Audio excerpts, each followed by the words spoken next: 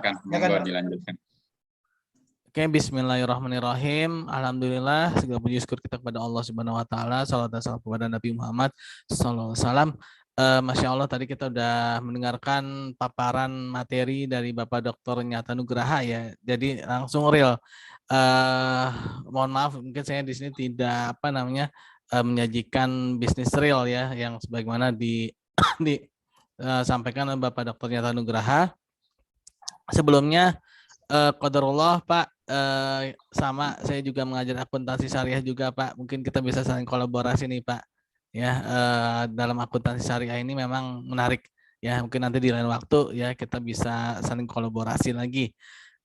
Pada saat ini kita sama-sama akan menyampaikan mengenai transaksi yang halal dan berkah ya. Bismillah, saya mau coba share screen. Semoga bisa karena sering gangguan ini ya ketika share screen-nya. Oke, materi saya. Jadi pertama ya, kenapa kita harus memakai yang halal ya, transaksi-transaksi yang halal ya? Karena kita sejatinya ya, kita ini sebenarnya dalam kehidupan sehari-hari ini kita melakukan transaksi dengan Allah Subhanahu wa taala ya. Walaupun ini ayat adalah ayat mengenai orang yang menafkahkan ya. Yang menafkahkan itu maksudnya orang yang memberikan hartanya ya, memberikan segala daya upayanya itu di jalan Allah Subhanahu wa taala. Jadi kita di dalam Quran surat Al-Baqarah ayat 245 ini kita seperti seorang yang memberikan pinjaman yang baik, yaitu menafkahkan hartanya di jalan Allah ya. Dalam ayat ini berbunyi dalam surat Al-Baqarah ayat 245, a'udzubillahi minasyaitonir rajim. Man dzalladzi yuqridullaha qaradan hasanan fayudha'ifahu lahu ad'afan katsirah wallahu yaqbitu wa yabsut wa ilaihi turja'un ya. Nah, di dalam ayat ini yang artinya siapakah yang memberikan pinjaman kepada Allah dengan pinjaman yang baik, menafkahkan hartanya di jalan Allah, maka Allah akan melipat gandakan pembayarannya kepadanya dengan kelipatan yang lebih banyak. Dan Allah akan menyempitkan dan melapangkan rezeki dan kepadanya lah kamu dikembalikan. Nah, ini ayat ini ya, Al-Quran ya, itu adalah petunjuk manusia di muka bumi ya, petunjuk manusia di muka bumi. Artinya Al-Quran ini sangat berlaku di muka bumi ini. Jadi ketika kita melakukan transaksi yang halal ya, melakukan amal ya, maka Allah akan melipat gandakannya.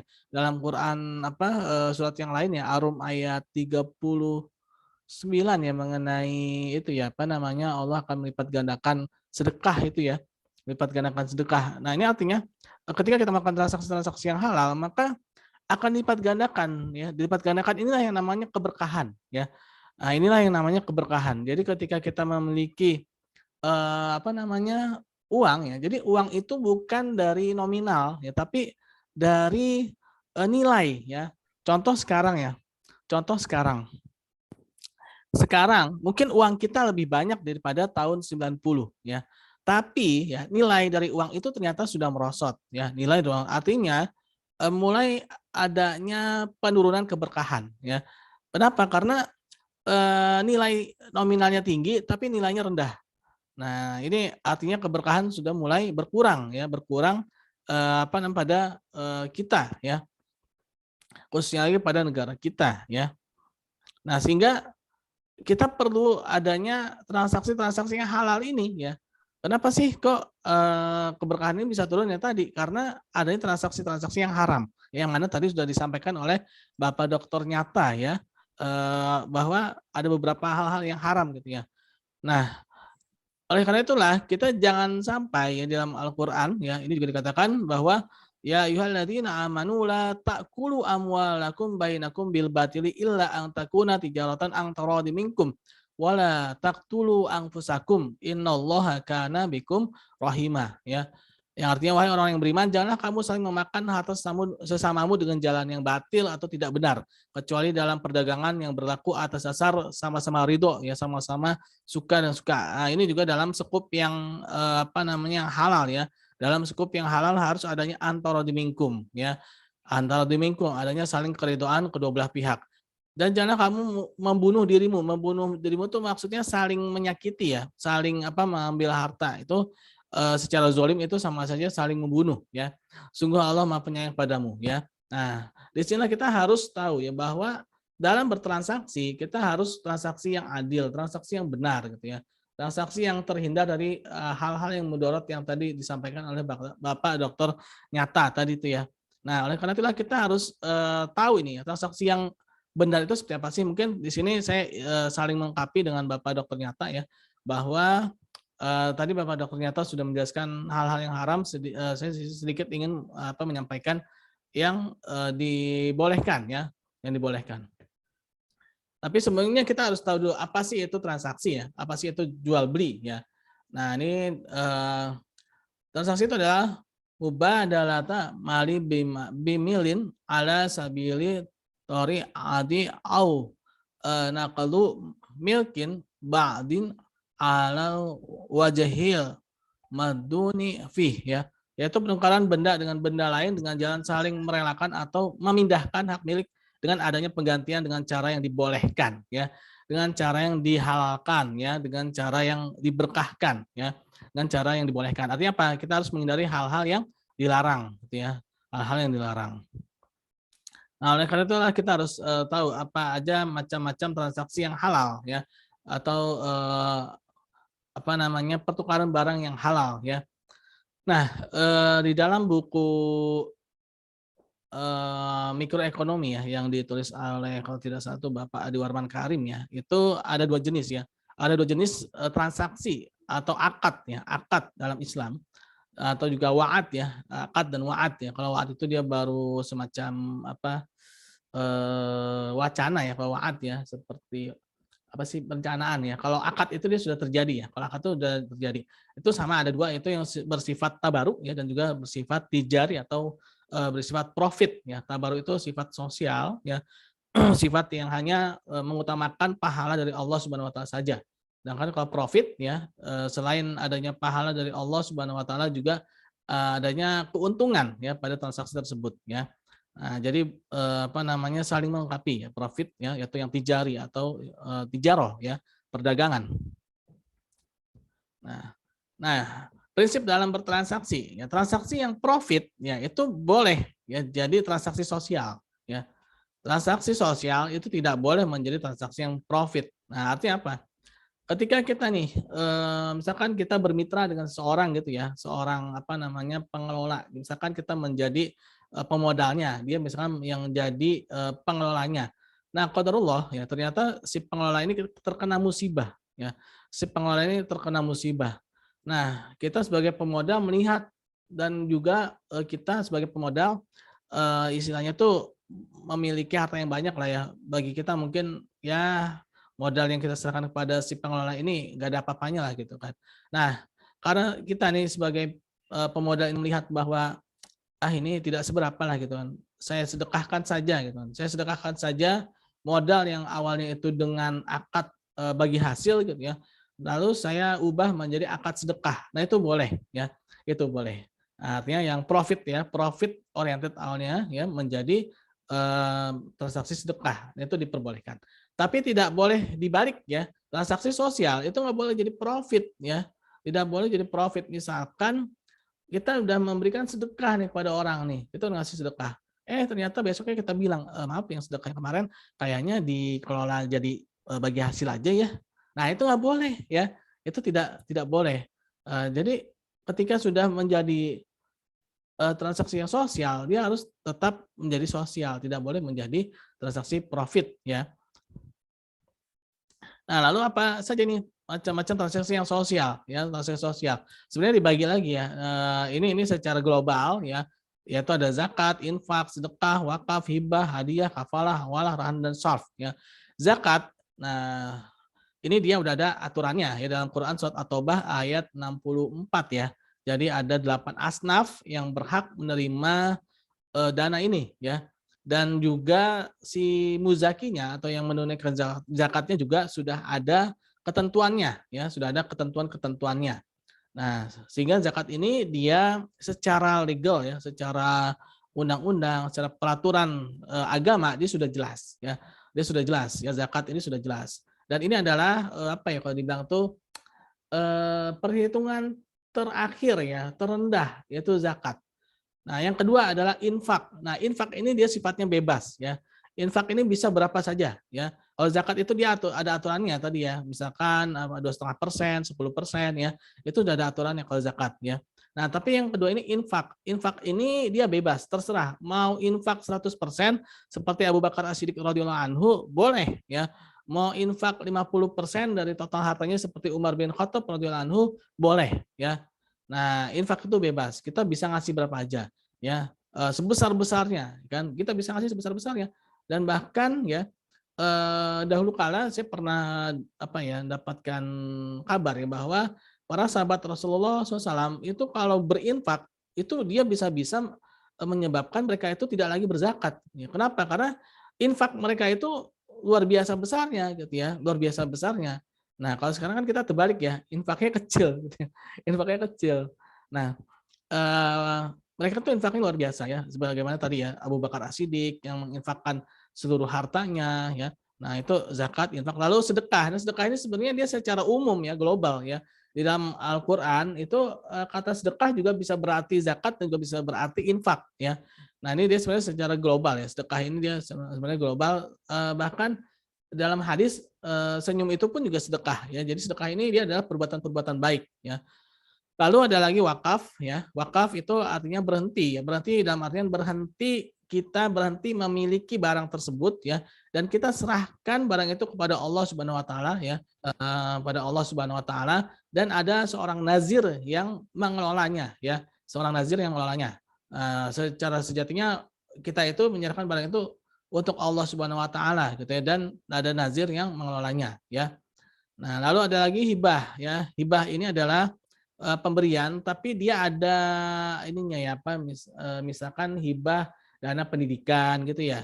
Nah, jadi dia ada semacam arahnya gitu ya, arahnya kemana gitu ya. Nah, ada lagi hadiah. Nah, hibah sama hadiah ini sebenarnya hampir sama, tapi bedanya tadi ya. Kalau hibah itu dia udah ada arahnya tertentu gitu. Misalkan hibah pendidikan, berarti khusus dana ini buat pendidikan gitu ya. Beda dengan hadiah. Kalau hadiah misalkan nih hadiah sama-sama uang 100.000 ya. Yang satu itu hibah pendidikan, berarti 100.000 itu untuk bayar sekolah gitu ya. Kalau yang satu lagi hadiah 100.000. Nah, terserah nih 100.000 ini mau dibelikan apa ya, yang pasti harus yang halal gitu ya. Harus yang halal. Nah, itu hadiah dia sifatnya lebih bebas ya. Lalu ada lagi kafalah ya. Kafalah ini adalah saling menanggung ya, saling menanggung satu dengan yang lainnya ya, saling menguatkan ya. Lalu ada lagi hawalah, yaitu kalau bahasa sekarang itu hawalah itu anjak piutang ya, atau menjaminkan dirinya ya. Nah, ini sebagaimana yang dicontohkan oleh para sahabat Rasulullah SAW ya, ketika ada seorang yang meninggal ya, dalam keadaan berhutang, lalu dia menjaminkan dirinya sebagai orang yang akan bayarkan hutangnya, itu hawalah ya. Lalu ada lagi rahan. Rahan ini sering diartikan dengan gadai syariah ya. Lalu ada lagi sorf ya. Sorf ini adalah pertukaran tukar menukar mata uang ya, sorf ya, mata uang. Nah, ini adalah transaksi-transaksi sosial ya, yang mana hanya mengedepankan pahala dari Allah Subhanahu wa taala. Lalu transaksi profit ya, transaksi profit. Nah, ini di beberapa buku ya ekonomi syariah yang ditulis dari beberapa ahli ya, ada dua ya secara kelompoknya itu ya, profit itu ada dua kelompok, yaitu dengan sebutan naturally certainty contract, yaitu kontrak yang secara alamiahnya bersifat tetap ya, yaitu seperti murabahah ya, seperti ijarah ya, terus istisna, salam ya. Nah, itu adalah transaksi-transaksi yang sifatnya itu tetap, bersifat tetap. Artinya tetap pasti berapa harganya ya, berapa marginnya, lalu barangnya juga harus pasti ya, apa yang dijual, lalu pembeli dan penjual juga harus pasti ya. Yang pasti ini adalah harga dan marginnya ya. Harga dan marginnya. Nah, inilah namanya naturally certainty contract, yaitu kontrak yang alamiahnya dia bersifat tetap karena dia harus pasti itu marginnya berapa, harga pokoknya berapa ya. Lalu yang kedua adalah naturally uncertainty contract, yaitu kontrak yang secara alamiahnya dia bersifat tidak tetap. Ini adalah akad-akad yang bersifat investasi ya, yaitu seperti mudharabah dan musyarakah ya. Nah, dia bersifat tidak pasti, yaitu adanya ketidakpastian. Ketika kita berinvestasi itu ada tiga kemungkinan ya. Tidak ada 3 kemungkinan, yaitu apakah laba ataukah rugi ataukah impas, sehingga dia bersifat uncertainty ya, bersifat tidak pasti atau tidak tetap ya. Nah, antara natural certainty contract dengan, apa namanya, dengan uncertainty contract ini jangan dibolak-balik. Misalkan jualan gitu ya, jualan ini kita harus pasti nih marginnya berapa ya, belinya juga harus pasti. Kita bayar keuntungannya berapa, jangan sampai certain ini menjadi uncertain. Kalau yang certain ini menjadi uncertain, nah ini maka akan menjadi riba ya, akan menjadi riba ya.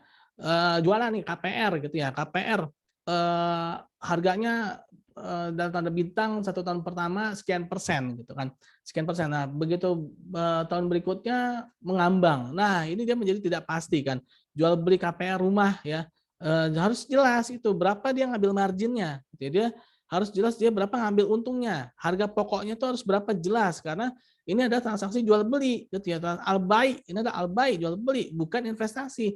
Ketika kita beli rumah, KPR itu adalah jual beli rumah, jadi bukan, apa namanya, bukan, menginvestasikan gitu, itu adalah membeli rumah. Sehingga dia harus pasti, sehingga kalau dia bergeser yang tadi pasti menjadi tidak pasti, berarti dia ada riba di dalamnya ya. Nah, begitu pula sebaliknya ya, yang uncertainty ya, yang tidak pasti ini lalu dijadikan certain. Nah, maka akan menjadi goror ya, goror. Atau goror? Goror itu sesuatu yang tidak pasti ya. Contoh misalkan kita beli ikan dalam kolam ya, itu adalah sesuatu yang goror ya, sesuatu yang tidak jelas. Nah, kita membeli apa lagi, sesuatu yang, tidak jelas ya, misalkan membeli apa, anak sapi masih dalam kandungan, induknya, itu juga sesuatu yang tidak pasti ya. Di dalam sebuah hadis ya, di dalam bukunya Afzalur Rahman ya, buku yang cukup fenomenal juga tuh ya, yaitu Nabi Muhammad SAW sebagai seorang pedagang dikatakan di sana bahwa Allah Subhanahu wa taala itu bersama 2 orang yang berserikat, 2 orang yang melakukan, akad gitu ya, bermusyarakah ya, atau berserikat bermusyarakah ya, itu bekerja sama bisa mudharabah juga ya. Selama 2 orang itu tidak saling mengkhianati. Artinya apa? Selama mereka tidak saling mengkhianati, maka akan ada keberkahan di dalamnya, ya. Maka akan adanya keberkahan, ya. Akan adanya keberkahan di dalam, perserikatan atau kerjasama tersebut, ya, selama tidak ada pengkhianatan. Artinya apa? Artinya Allah bersama mereka itu artinya ada keberkahan di sana, ya. Ada keberkahan dalam transaksi yang mereka lakukan. Nah, ini ada beberapa, sirah ya, sejarah ya, yaitu mengenai transaksi-transaksi yang pernah dilakukan oleh Rasulullah SAW ya, yaitu pertama ketika, beliau ketika semasa remaja ya, nah beliau tuh biasa melakukan transaksi murabahah. Sebenarnya jual beli itu banyak ya, salah satunya yang sunnahnya itu adalah murabahah ya, yang sunnahnya itu murabahah. Murabahah itu jadi ada harga pokok, ada margin ya, harga pokok dan margin itu diketahui, nah itu namanya murabahah ya. Sehingga ketika terjadi tawar-menawar, ya tawar-menawar harga, ya maka tawarlah marginnya, jangan tawar harga pokoknya, ya. Sebagaimana yang dicontohkan oleh Rasulullah SAW, ya beliau ketika berjualan, beliau selalu memberikan informasi, ya saya harga pokoknya sekian, ngambil untungnya sekian. Kalau mau apa menawar, maka tawarlah sekian dari marginnya, ya. Saya rasa dulu ya, saya sewaktu masih kecil ya, pasar-pasar tradisional itu makanya murabahah ya. Nah ini pasar-pasar modern sekarang ini nih yang membuat berubah ya, berubah. Jadi harga pokok dengan marginnya itu menjadi digabung dan menjadi tidak jelas. Halal nggak sih? Halal aja sih sebenarnya, tapi tidak sunnah ya, tidak nyunah gitu ya. Yang nyunah itu dulu tuh pasar tradisional, saya ingat banget. Itu kalau ibu-ibu tuh kalau belanja apa di pasar itu nawarnya luar biasa. Nawarnya tuh luar biasa. Itu artinya apa? Itu murabahah dia, ya itu murabahah karena bisa ditawar marginnya ya. Nah, tapi kalau sekarang kan enggak kan? Ini harga sekian, mau mau alhamdulillah, kalau nggak mau ya udah gitu kan. Nah, ya, mau beli alhamdulillah, nggak dibeli ya udah gitu, cari yang lain tuh harganya sama semua. Nah, berarti dia tidak murabahah ya. Halal nggak sih? Ya halal ya, tapi tidak sunnah ya. Nah, beliau juga, di dalam buku apa yang ditulis oleh Afzalur Rahman ya, bahwa Rasulullah SAW itu sering menolong ya, menolong anak-anak yatim dan janda-janda yang tidak bisa mengelola harta ya, dalam berbisnis. Rasulullah itu sering sekali menolong ya mereka, sehingga mereka itu apa ya, ketika anak yatim itu kan mereka masih belum cakap dalam berdagang kan, belum, janda-janda itu juga mereka tidak memiliki kecakapan dalam berdagang. Nah, ketika Rasulullah bantu, mereka akhirnya yang tadinya terancam hartanya akan habis ya oleh konsumsi mereka, akhirnya mereka berpenghasilan, mereka akhirnya memiliki pendapatan gitu kan. Akhirnya mereka memiliki pemasukan gitu ya. Dengan Rasulullah SAW sebagai coachingnya gitu, sebagai orang yang membantunya. Ya, akhirnya apa? Nah, ini akhirnya ada keberkahan di sana, kan ada keberkahan ya. Nah, karena Rasulullah SAW ini terkenal ya dengan sifat amanahnya dan dengan sifat kejujurannya ya, akhirnya salah seorang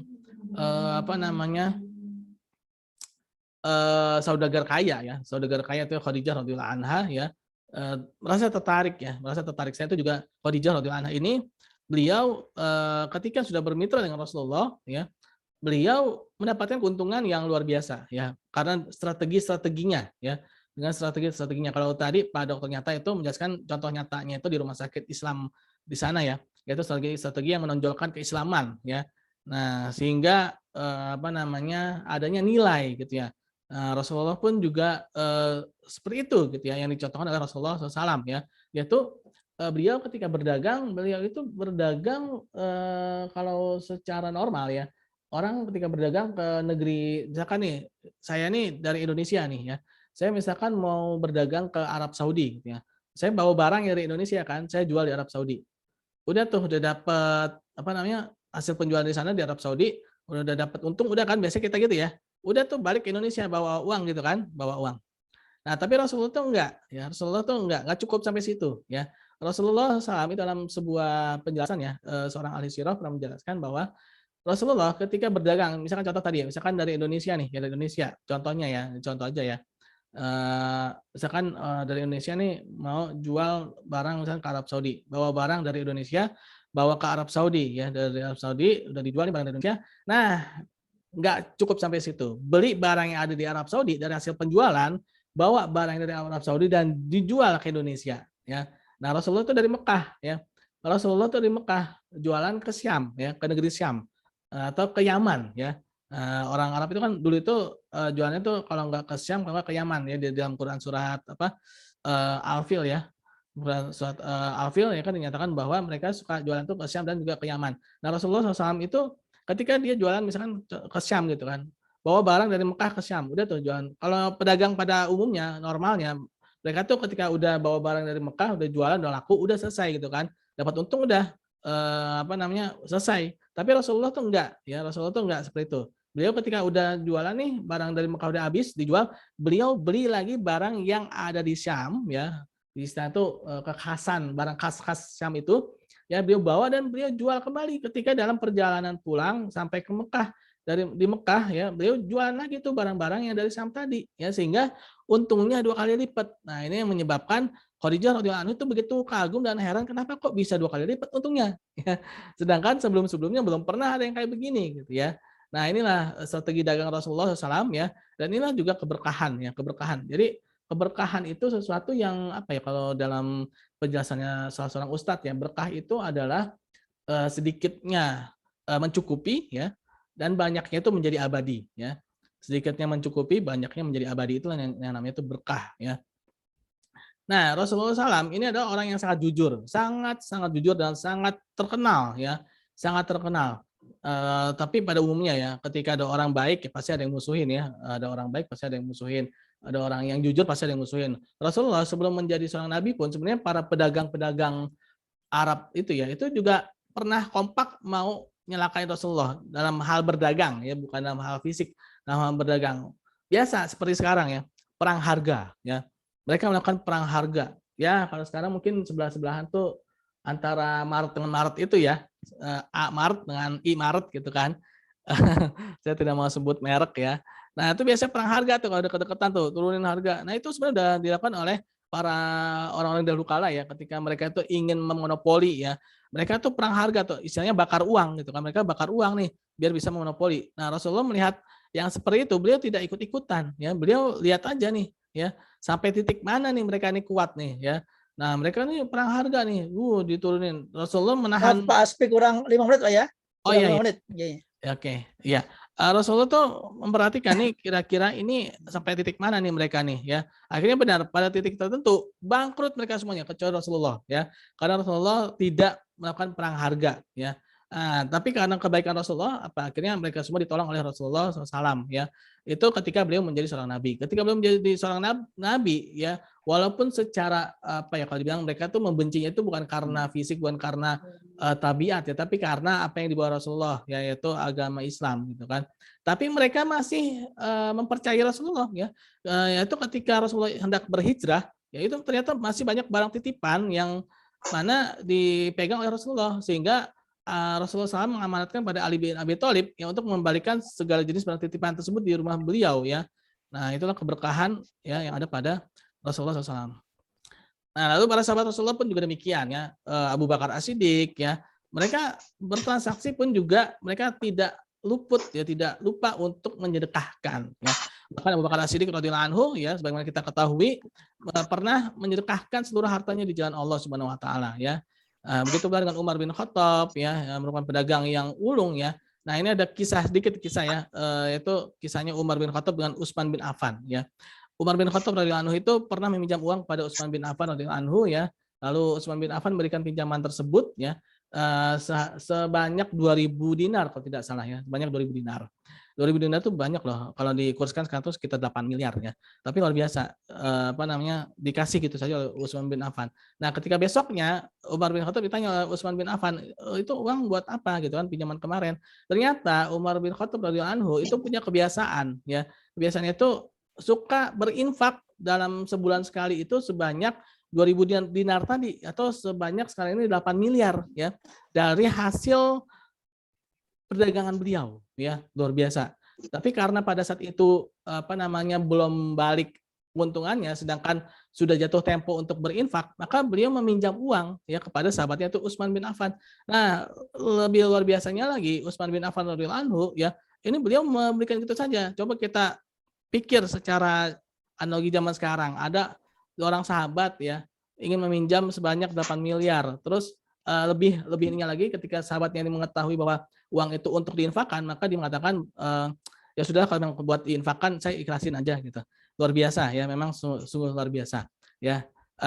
Lalu Utsman bin Affan radhiyallahu anhu pun juga pernah membeli ya, mewakafkan ya, bertransaksi dengan Allah Subhanahu wa taala itu berupa sumur rumah, yaitu sumur milik orang Yahudi yang menyebabkan Utsman bin Affan radhiyallahu anhu memiliki rekening yang abadi sampai sekarang ya. Nah, lalu Ali bin Abi Thalib pun juga demikian ya. Nah, ini adalah transaksi-transaksi yang mengundang keberkahan ya. Jadi tadi yang sebagaimana Pak Dokter Nyata ya kemukakan bahwa tidak hanya berupa fisik ya, berupa fisik, tapi justru dari yang metafisik ini menjadi fisik yang abadi ya, menjadi fisik yang abadi. Lalu juga transaksi para tabiin ya, yaitu Imam Abu Hanifah ya, salah seorang ulama ini pernah membeli bisa kain dipercepat ya. Pak, ini waktunya mau Ini sudah ini udah selesai ini ya. Imam Abu Hanifah ini pernah membeli selai kain ya dari seorang ibu-ibu ya dengan harga yang sangat tinggi dan juga pernah menjual kain ya sesuai dengan kemampuan si pembeli ya. Lalu juga Umar bin Abdul Aziz ya sebagai pemimpin beliau tidak mengambil gajinya dari negara melainkan dari hasil usahanya sendiri ya. Nah, inilah sedikit gambaran yang mungkin ya masih banyak harus ada sesi tanya jawabnya. Ya, oke, terima kasih. Assalamualaikum warahmatullahi wabarakatuh. Waalaikumsalam warahmatullahi wabarakatuh. Terima kasih Pak Asbi, ini berapi-api, ini semangat sekali untuk menjelaskan. Jadi kalau nggak saya stop mungkin bisa sampai Isya nih Pak, sampai terawih tadi ya. Maaf Pak karena keterbatasan waktu, jadi harus berbagi dengan yang lain. Jadi intinya pada prinsip bertransaksi itu profit itu bisa menjadi sosial tapi tidak bisa dibalik Pak ya. Jadi ada macam-macam transaksi, ada zakat yang bersifat sosial, ada zakat, ada infak, ada sedekah, ada wakaf, ada hibah, ada hadiah, ada kafalah, ada walah, ada rah, ada sofa. Jadi ini tadi dikupas secara tuntas ya. Nah sekarang ini kita masuk ke sesi tanya jawab. Ini waktunya terbatas. Ini ada satu pertanyaan Pak untuk Pak Dr. Nyata Pak ya. Ini Pak, begini Pak. Ini dari saya bacakan saja. Saya Ahmad Bayu Aryawan, mahasiswa S2 Peternakan ya dari Universitas Halu Oleo Kendari. Wah, ini luar biasa. Ini luar Jawa Pak, Kendari kan? Kendari ya. Sulawesi ya. Sulawesi Utara ya. Mohon izin Ya. bertanya Pak kepada Bapak Dr. Nyata, ini apakah konsep ini tadi ada konsep falah itu berefektif pada ibadah dan ilmu dan amal seperti dalam azan yang sering diperdengarkan. Nah, ini mohon pencerahannya Pak Dr. Silakan Pak, monggo. Ya, terima kasih. Jadi kalau kita lihat, saya akan coba share yang ini aja ya, yang Ya, PowerPoint, apa ya, bukan yang PowerPoint, yang PDF ini, biar ya nggak silakan. terlalu. Ini sudah kelihatan kah? Kelihatan ya, falsafah bisnis Islami. Ya, Al-Falah ya. Nah, ini Ya. kalau Al-Falah itu, kalau kita lihat fondasinya itu adalah akidah, syariah, dan akhlak. Jadi ini sudah mencakup semuanya. Jadi apa yang kita lakukan di falah ini, Al-Falah ini, itu adalah memang dasarnya dari akidah. Sehingga juga dengan syariah dan akhlak. Jadi memang dan ukhuwah berarti kan kebersamaan ini. Jadi memang dasarnya adalah seperti ini, sehingga apa yang kita lakukan itu adalah bukan hanya masalah materi saja. Sehingga inilah tadi yang disampaikan, jadi pertanyaannya ya jelas. Dengan konsep ini sudah jelas bahwa kepala itu ya mencakup tadi itu ya yang ditanyakan tadi itu. Apa itu pada ibadah, berarti syariah katanya ibadah, ilmu, amal, akhlak ini juga kaitannya dengan sana ini. Nah, ini yang saya katakan jadi memang iya, dan ini memang harus kita mulai ya, harus kita mulai dari sekarang, kita latih, kita bisnis, tapi tujuan bisnisnya itu ya kita tetap profesional. Jadi jangan salah paham bahwa yang namanya bisnis Islami kemudian sedekah itu bukan, ya itu dua hal yang berbeda. Sedekah bisnisnya itu dikelola secara profesional. Seperti tadi disampaikan tadi kan, bahwa Nabi Muhammad itu bisnisnya ya beneran kan, bahwa ini sudah dijual pulaan benar laku. Nah ini kan ada satu ilmu kan, di situ kan ada ilmu artinya kaitannya dengan marketingnya, orang Mekah itu sukanya apa ya, sehingga kan bawa barang pulaan itu laku kan gitu.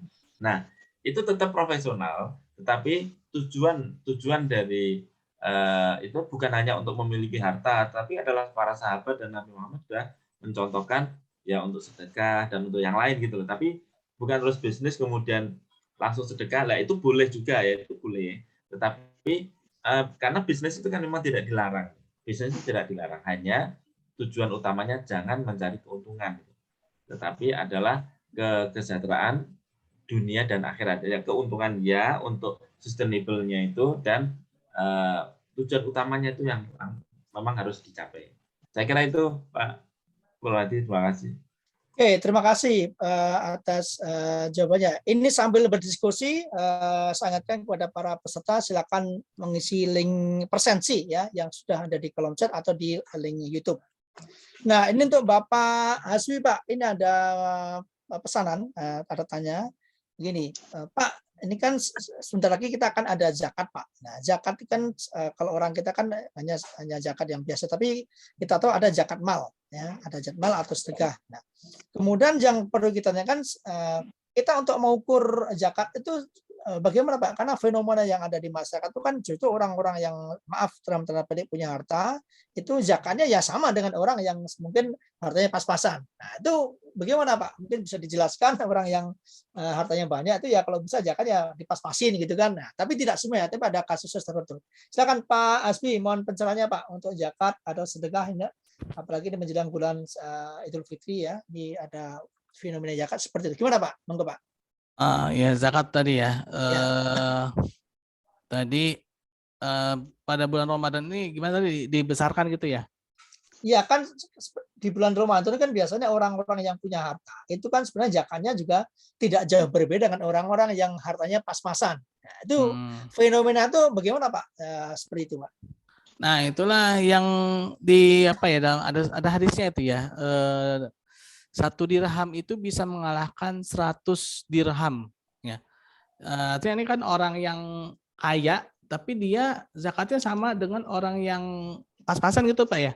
Iya betul. Nah ini sesuai dengan hadis yang dinyatakan oleh Rasulullah SAW, yaitu 1 dirham telah mengalahkan 100 dirham. Artinya apa? Artinya para sahabat Rasulullah menanyakan kan, maksudnya apa ya Rasulullah kan? Jadi gini, ada 2 orang yang punya pendapatan 2 dirham, tapi dia sedekahkan 1 dirham. Artinya apa? 50%-nya gitu ya.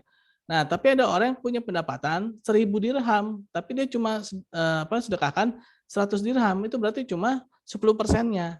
Nah, berarti ya tadi itu ya, ketika seorang yang memang dia kaya, mampu, tapi dia sedekahnya mungkin secara nominal bisa jadi lebih banyak. Ini aja lebih banyak ya, antara 1 dengan 100 gitu kan. Apalagi sama gitu ya, yang kaya 1 dirham, yang miskin juga 1 dirham, ini udah kalau bahasanya Bung Roma ini terlalu gitu ya.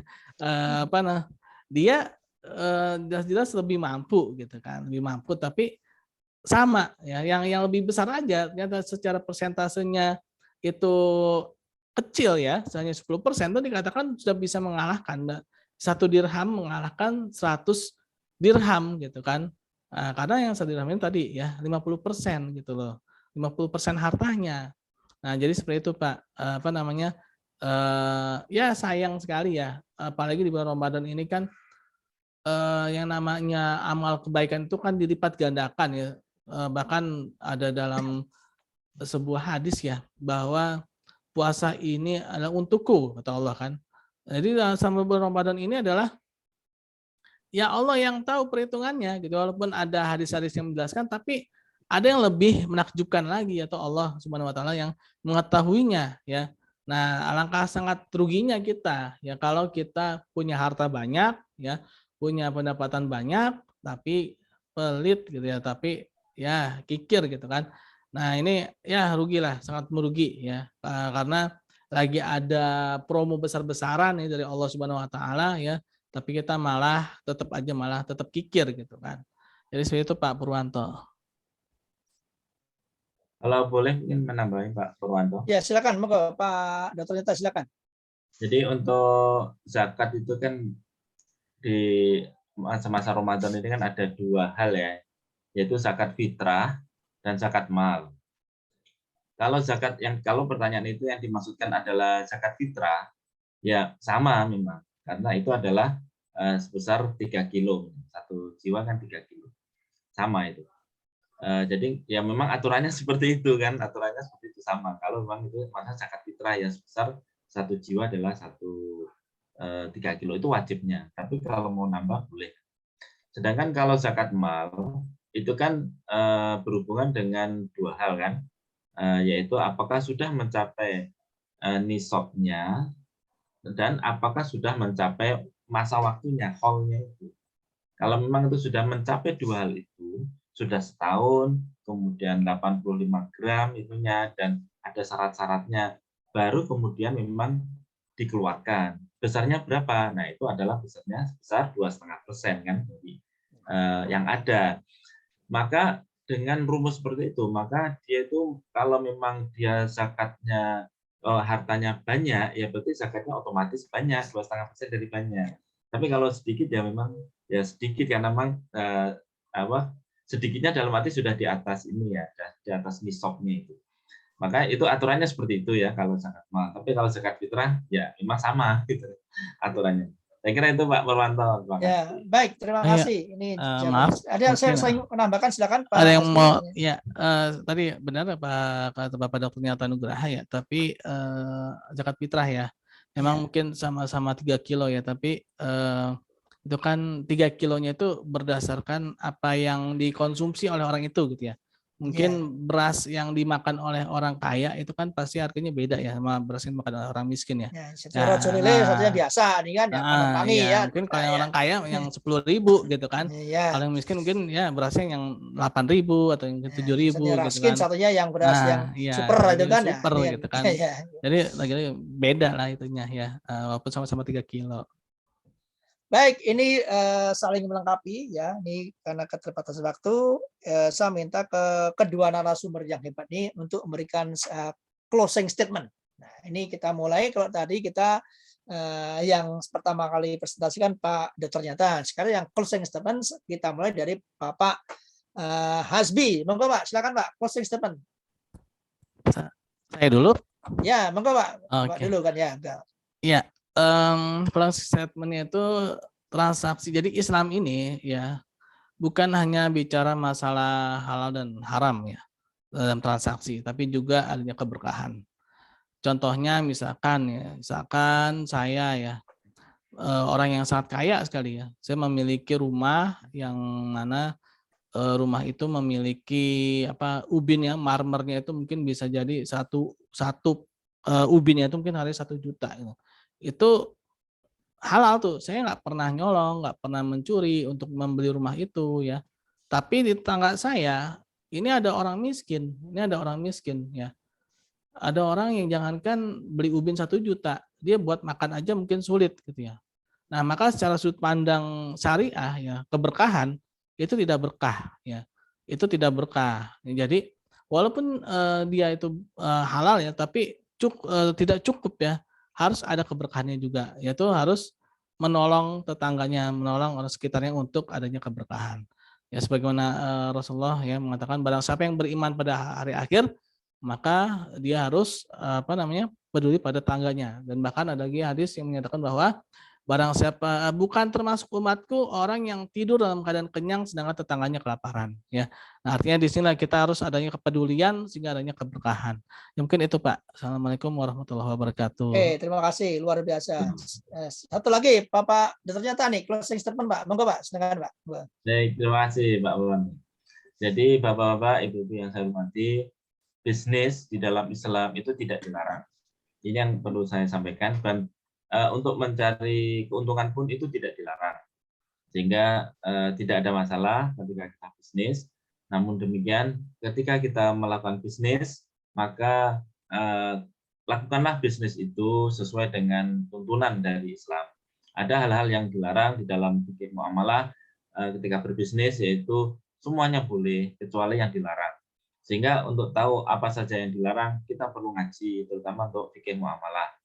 Yaitu tadi sudah saya sampaikan, misalkan tidak menjual beli barang yang haram, kemudian tidak ada unsur judi, tidak ada unsur horor, tidak ada unsur riba, tidak menimbun barang, tidak tadlis, tidak menipu, dan sebagainya. Itu larangan-larangan itu yang tidak boleh. Tapi mau jual apa saja boleh gitu.